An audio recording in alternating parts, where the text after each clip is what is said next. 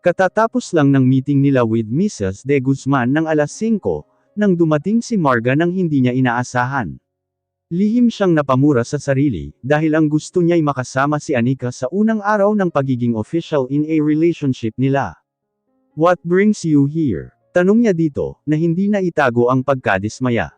Wala pang isang minuto, ay si Ethan naman ang dumating. "We are here to invite Anika for a dinner. Pwede ba siyang mag-out ng maaga?" What? Hindi niya na itago ang inis. "No, why not?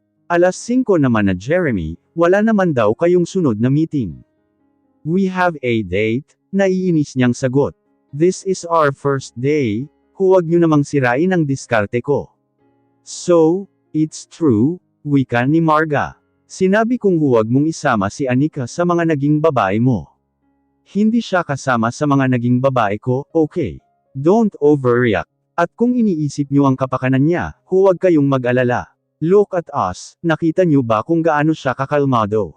Ako yung hindi mapakali, at hindi alam ang gagawin," tuloy-tuloy na wika niya kay Marga. "Ask your husband how many times I went to his office because I was tense." "Okay fine," wika naman ni Ethan, bago lumingon sa asawa. Nakita niya ang sandaling pag-atubili ni Marga. "Let's ask her out some other time. Ibigay na natin tong gabing ito kay Jeremy," pagsang-ayon pa rin ni Ethan sa kanya. "I am warning you Jeremy. Siguraduhin mo lang na hindi iiyak si Anika sa ginagawa mo," hindi pa rin paawat na wika ni Marga. Naiiling na lang siya sa mag-asawa. "Why don't you ask her tomorrow night instead?"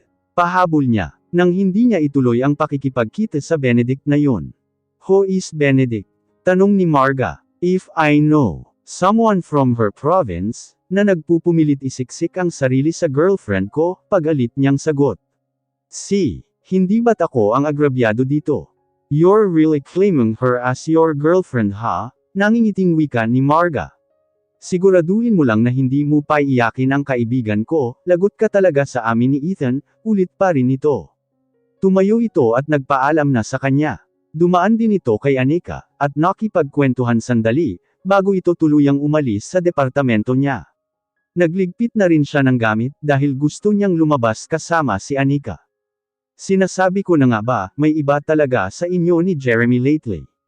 Nagulat si Anika nang magsalita mula sa likod si Marga. Hindi niya napigilan ang mapangiti. Ano bang sinabi niya? Kunyari ay tanong niya, "That you two are officially together. Totoo ba?" Halos hindi pa rin makapaniwalang wika nito. For the first time in history, he committed himself. "Pero ayoko pa ring mapanatag, kaya bantayan mong mabuti yan." "Siya nga naman sweetheart," wika ni Jeremy, mula sa likod na nakikinig sa usapan nila. "Suggest ko sa kondo ko na rin ikaw tumira, para wala na akong kawala," nangingiting wika nito. "Aces, nakahanap ka naman ng paraan para makascore. Tigilan mo sa ganyan si Anika," pagalit na wika ni Marga kay Jeremy. Si Ethan ay natatawa lang sa pagiging protective ng asawa sa kaibigan. "Come on love, hayaan na natin ang dalawang yan na magbolahan." Hinawakan nito ang kamay ng asawa, at nagpaalam sa kanila. "We'll leave early," wika sa kanya nang makaalis ang mag-asawa. Inayos nito ang ilang gamit na nakakalat sa table niya, kaya wala siyang nagawa. Sandali niyang inayos ang sarili sa salamin. Habang nakatingin lang ito sa kanya. Ito ang unang araw ng pagiging magkasintahan nila, na hindi niya sinang-ayunan o sinalungat. "You look awesome, hindi mo na kailangang mag-retouch," natatawa nitong wika. "Kung wala lang tayo sa opisina ngayon, ay kanina pa kita hinagkan." Kinuha nito ang bag niya at tumingin ng tila naiinip na.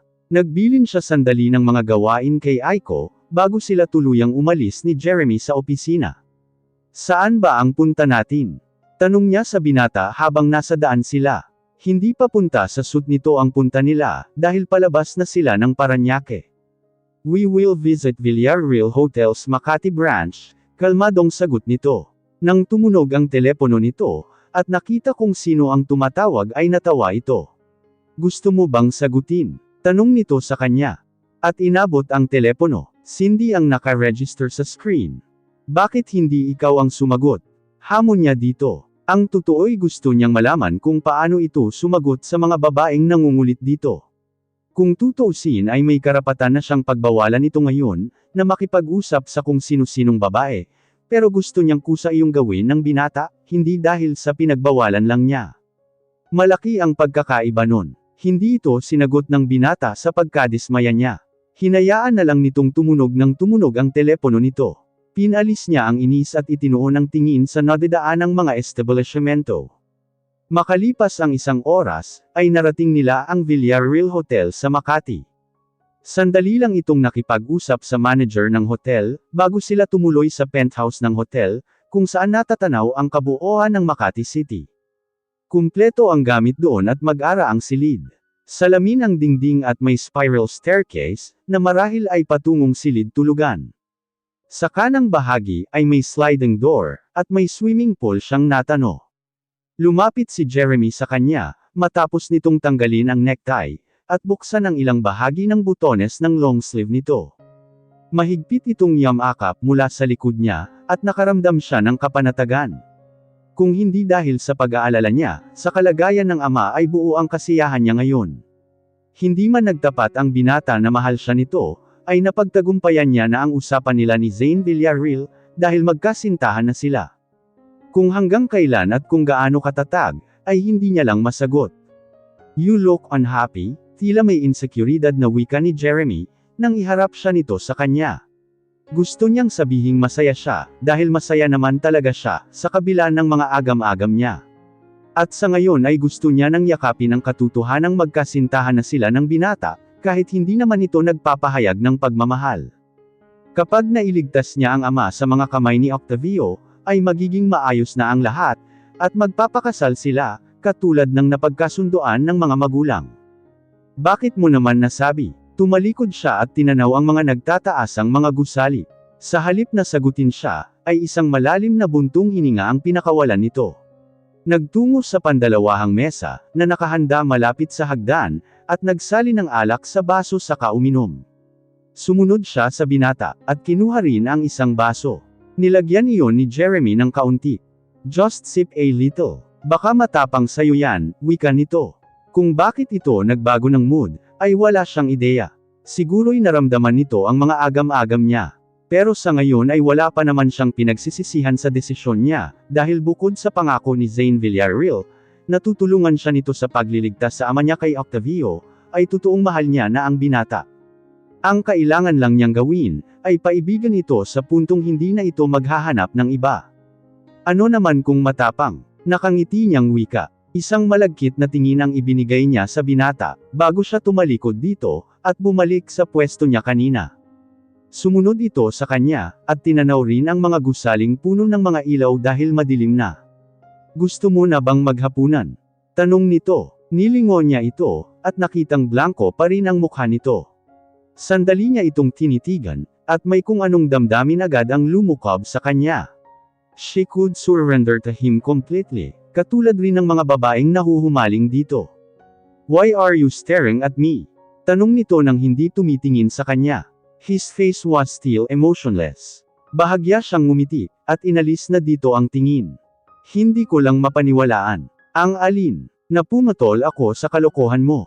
Nakita niyang ito naman ang lumingon sa kanya. "Kaya ka ba sumama, dahil akala mo lokohan lang lahat ng mga sinabi ko?" Sangtamad ng ngiti ang pinakawalan nito. "I can't believe this," naiiling nitong wika. "Oh come on Jeremy, kailan ka pa nag-commit sa isang babae?" "Just this morning," seryoso nitong sagot habang nakatitig ito sa kanya. Siya naman ang umiwas ng tingin dito. "I committed myself to a woman, who persistently occupying my mind." "Hanggang kailan?" lakas loob niyang tanong. Nagkibit lang ito ng balikat. "I don't know. Tulad ng sinabi ko kanina, bago ang lahat ng ito sa akin. If you'll ask me now, I want it for a lifetime." Sandali itong huminto at inalis ang tingin sa kanya. Pero hindi ko alam kung ganoon din siya. "Lifetime is a long time," mahina niyang sabi. "Baka mapagod ka. O baka makahanap ka ng iba," mataktika niyang wika. Kinuha naman nito ang kamay niya, at ipinulupot sa bewang nito. Bumalik na ang ningning sa mga mata nito, at ikinagalak ng puso niya iyon. "I won't change overnight sweetheart." Ang isang kamay ay pinaglanda sa pisngi niya. Alam mo rin kung gaano karami ang umaaligid sa boyfriend mo, nangingiti nitong wika. Masarap din sa pakiramdam ang sinabi nitong boyfriend niya ito. Okay lang, ganting wika niya. Marami rin naman sa akin, quits lang tayo. Sumimangot naman ito agad. Kaya nga tayo may commitment na, hindi ba? Paalala nito, at bumalik sa pagkaseryoso ng mukha. Subukan lang nilang umaligid sa'yo, ako ang haharap sa kanila. Paano naman ang umaaligid sa'yo? Tanong niya habang nakangisip. Naaaliw siya sa ipinapakita nitong pagka-possessive. Nakita mo bang sinagot ko ang tawag ni Cindy kanina? Malay ko ba kung tatawagan mo rin, kapag hindi mo na ako kasama? Ngumiti naman ito sa sinabi niya. I know you still have doubts about me. Kinuha nito ang dala niyang baso at ipinatong sa counter. Kaya ko rin namang maging faithful. We'll see, hamon niya dito, at sinalubong ito ng tingin. Hindi ka naniniwala. Ito naman ang tila naghahaman. Old habits die hard, sabi nga nila. Hinawakan nito ang baba niya, at dinaman ng daliri ang pangibabang labi niya. I am serious about committing myself to you, Aneka, o wika nito habang nakatitig sa kanya. I want you to believe that.